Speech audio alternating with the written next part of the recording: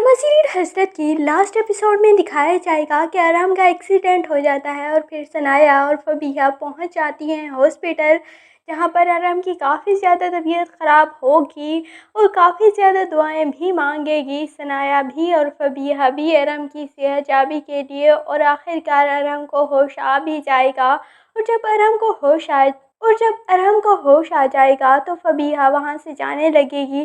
तो सनाया फबीहा से कहेगी कि तुम अरहम से नहीं मिलोगी। इस पर फिर फबीहा कहेगी कि नहीं, मैं अरहम से नहीं मिलूँगी और मैं अब तुम्हारी ज़िंदगी में कभी वापस नहीं आऊँगी।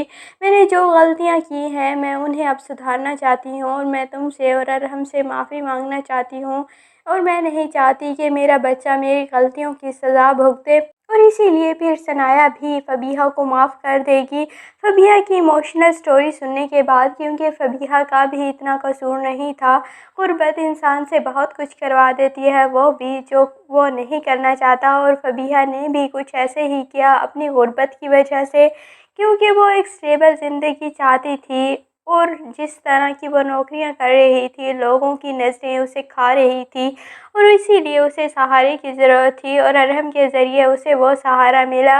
लेकिन उसके बाद जो उसने किया वो गलत था और इसीलिए ही आज वो इतना पछता रही है। दूसरी जानिब फरहीन फबीहा से माफ़ी मांगती है और कहती है कि मेरी गलती है कि मैंने तुम पर शक किया और तुम्हें इतना बुरा भला कहा था हमज़ा की वजह से, मुझे ये सब कुछ नहीं कहना चाहिए था। इस पर फिर फबीहा कहेगी फरहीन से कि आपने जो भी कहा बिल्कुल ठीक कहा और मुझे हमज़ा से कोई बात भी नहीं करनी चाहिए थी और मैंने आज तक जो कुछ भी किया वो आप और अम्मा के लिए किया और मैं आप दोनों से बेइंतहा मोहब्बत करती हूँ। और वहीं पर बातें ही कर ही होती है फबीहा कि फबीहा की तबीयत ख़राब हो जाती है और फिर फबीहा को हॉस्पिटल लाया जाएगा और आखिरकार फबीहा की, मुझे लगता ऐसे है कि बेटी पैदा होगी और फिर फबीहा अपनी बेटी की बहुत अच्छी तरबियत करेगी और कहेगी कि मैं अपनी बेटी को ज़माने के दर बदर की ठोकरें खाने के लिए नहीं छोड़ूंगी और मैं खुद अपनी बेटी की परवरिश करूंगी